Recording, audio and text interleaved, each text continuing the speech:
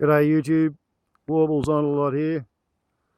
Look at that, 0.25 of a millimetre of dew. A quarter of a millimetre. That's 1 point. 1 point of rain or water on a 1 acre is 1 tonne. I'm standing on 100 acres, so that's 100 tonnes of dew during the night landed within the boundaries. And that's good because here in New England we got a drought. Last month, May 2018, I recorded 4.1 millimetres of dew, 1.8 millimetres of actual rain. Quite a nasty little drought, so it is.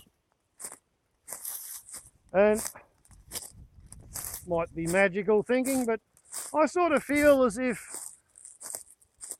maybe the fact that I'm surrounded by people who overwhelmingly voted to return Barnaby Joyce to Parliament so that he could go back to being Deputy Prime Minister and Minister for Agriculture and Minister in charge of the Murray Darling Basin Water Commission, Minister for sucking the water and the life out of the Murray Darling Basin. Maybe that could be why, in the eyes of the weather gods, I'm surrounded by people who deserve to be struck by a drought. It was my choice to live here,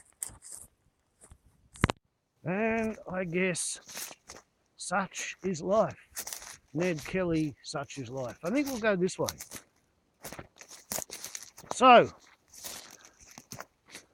it's a bit of a judgment call on behalf of the electorate of New England. They have chosen to vote for Barnaby because they trusted his judgment. The story was that Barnaby Joyce was the best retail politician in Australia.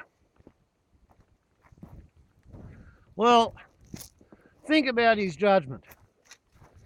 Not only his judgment that led him, while in charge of the Murray Darling Basin, to suck the life and the water out of it, also his judgment in backing the Adani coal mine, Barnaby Joyce's judgment in blocking the National Broadband Network in order to score political points, Barnaby Joyce's judgment in making a mess of the plan to revitalise Australia's education system. Why did he want to block education and internet high-speed communication? Because the Labor Party thought of him. And Barnaby Joyce was not prepared to agree with a good idea if the other party in politics thought of the good idea.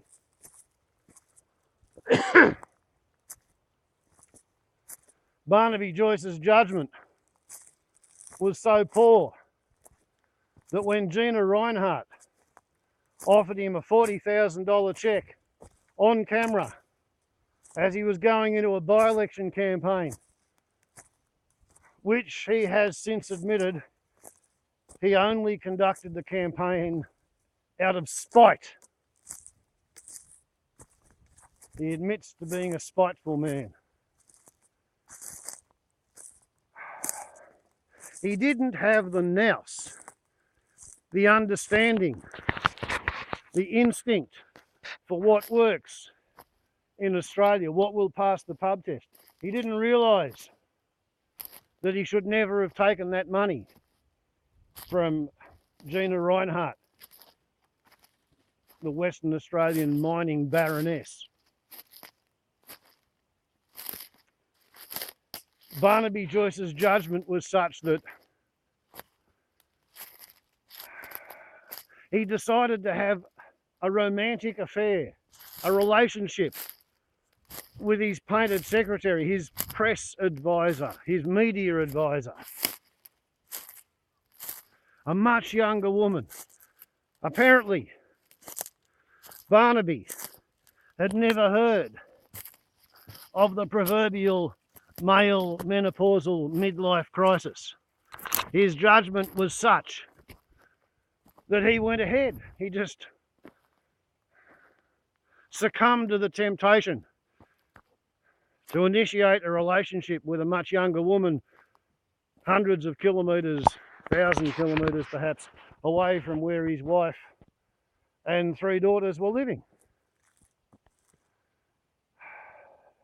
And throughout all of that, his National Party rusted on stalwarts stuck by him.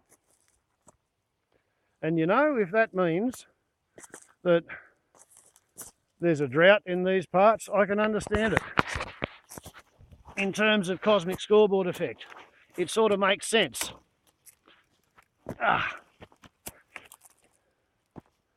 If I was the weather god responsible for making it rain on the people who voted for Barnaby Joyce to go and suck the water out of the Murray Darling Basin, yeah, I think I'd have trouble with sending them a storm cloud. And if that means the greenie who lives in the middle of them gets to go dry, well, suck it up, mate. That's where you wanted to live. But anyway, Barnaby Joyce's mates in the National Party, they were indeed backing him as a politician. Right up until he went on TV, before his new baby was born, little Sebastian, and Barnaby said that the actual fatherhood of the baby was, quote, a grey area. So he painted himself as perhaps a cuckold, even though he was actually a cuckoo, because Vicky Campion was engaged to another bloke entirely before she went to go and work in Barnaby's office. And it's entirely unclear when she broke it off with the previous fiancé, which would make Barnaby a cuckoo claiming to be a cuckold. And he did that on national television. Australia's backbencher for the National Party, representing the electorate of New England, went on national television with his pregnant girlfriend complaining about how he had no privacy and he didn't know whether the girlfriend's baby was in fact his. That was when the electorate of New England began to seriously lose faith in Barnaby's judgment. When the news was announced that Barnaby, in receipt of about $200,000 a year as a parliamentarian's salary to represent us, the citizens of New England, he had decided that because he saw a drone in the sky and he figured that, or actually his girlfriend figured, that somebody was making money out of reporting on their relationship or trying to report on their relationship, therefore they should make money out of it.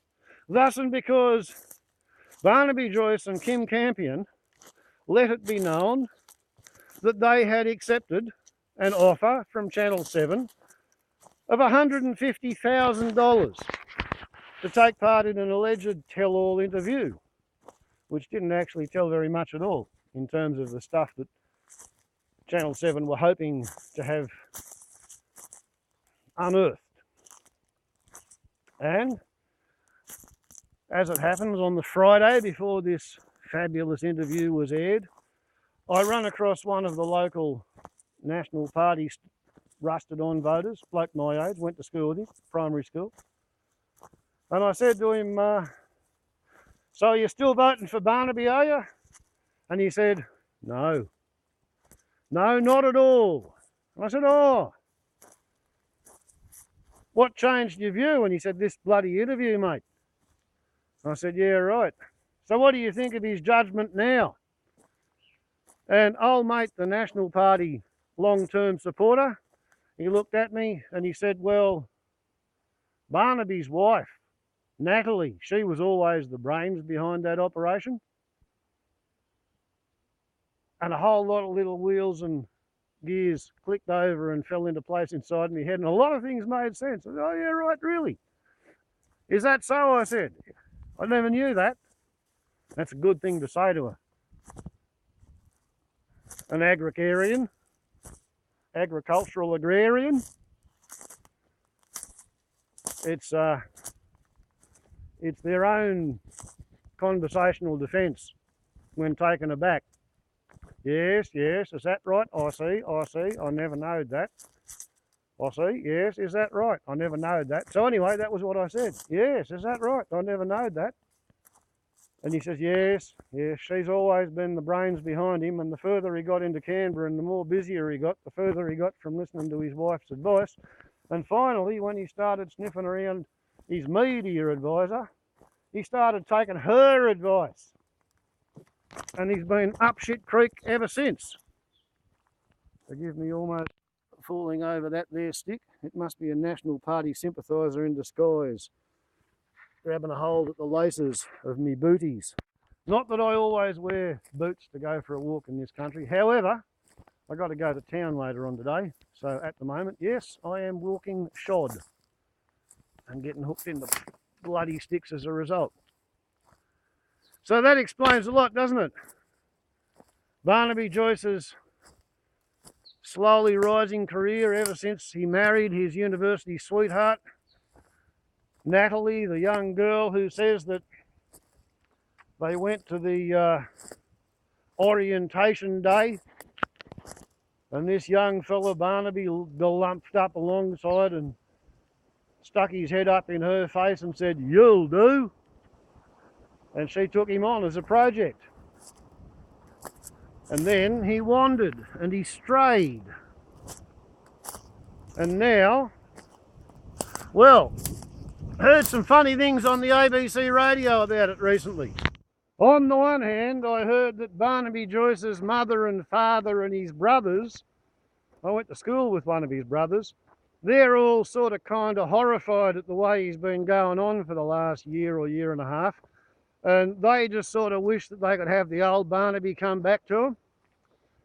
And his parents still harbour fond hopes that at some point he'll wake up to himself and reconcile with his wife, and maybe, perhaps, possibly, things might go back to being a little bit more betterer. The other thing is,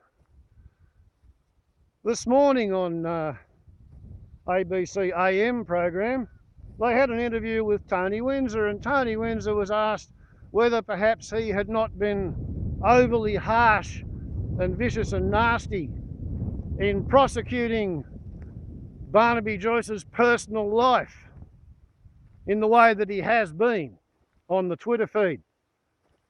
And Tony Windsor revealed that he wasn't going to back off Barnaby for anything regarding the personal nature of the material under discussion, because he said back when Barnaby was going for re-election in the Turnbull government's first election,